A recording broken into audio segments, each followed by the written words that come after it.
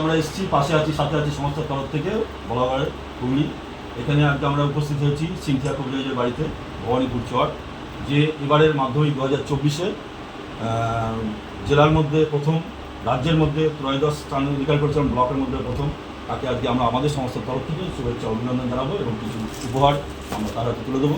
প্রথমেই আমাদের তরফে রিয়া তিওয়ারি উত্তরীয় দিয়ে বরণ করে নিচ্ছে ওকে।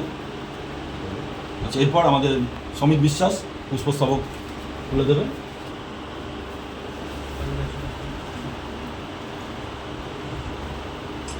ধন্যবাদ। এরপর তারক সরকার আমাদের সংস্থার নামাঙ্কিত একটি উপহার হাতে তুলে দেবে।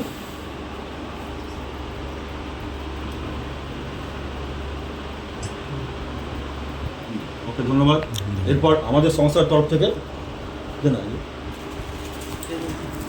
একটি উপহার, আরেকটি উপহার তুলে দেবে মনোজ বিশ্বাস।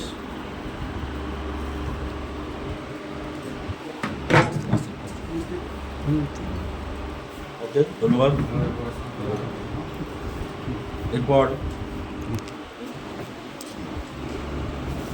যে কোনো শুভ কাজের মিষ্টিমুক্ত করতে হয়, সেই মিষ্টিমুখটা আমি করাচ্ছি। ভালোভাবে পড়াশোনা করো। আচ্ছা সিনথিয়া, তোমার একটা প্রশ্ন, যে তুমি এই যে রেজাল্টটা করেছো, এই রেজাল্ট তোমার এক্সপেক্টেড ছিল? তুমি কাকে থেকে ভেবেছিলে যে এরকম একটা রেজাল্ট হতে পারে? হ্যাঁ, মোটামুটি আশা করেছিলাম যে এরকম 680 থেকে 85 মধ্যে থাকবে। আমার এক্সপেক্টেড রেজাল্ট হয়েছে। আর তোমার কজন টিমটা ছিল? আমার 5 জন টিচার ছিল। এই যে সাফল্যের পেছনে মোস্ট অবদান কার? তোমার সাফল্যের পেছনে কাদের তুমি কনগ্রাচুলেট করবে বা থ্যাঙ্কস জানাবে? তো অবশ্যই বাবা মা, আমার পরিবার, তারপরে আমার স্কুলের শিক্ষিকারা এবং আমার প্রিয় শিক্ষকরা। Thank you.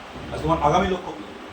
আগামী লক্ষ্য পেশাগত দিক থেকে আমার ডাক্তার হওয়ার ইচ্ছা, আর সমাজসেবামূলক কাজের সঙ্গে তোমার এক্সট্রা কারিকুলাম মানে এছাড়া পড়াশোনা ছাড়া আর তুমি কি করো? ড্রয়িং। আর আর কিছু না, আমি ড্রয়িংটাই অবসর সময়টা কিভাবে কাটাও? পড়াশোনা করতে বাকি সময়টা ড্রয়িংয়ে খেলাধুলা ভালোবাসে? খেলাধুলা ছিল। আচ্ছা, ওকে, ধন্যবাদ। আমাদের সংস্থার তরফ থেকে আরও একবার তোমাকে ধন্যবাদ ও কৃতজ্ঞতা জানাচ্ছি আমাদের সকলের মুখ উজ্জ্বল করার জন্য আমাদের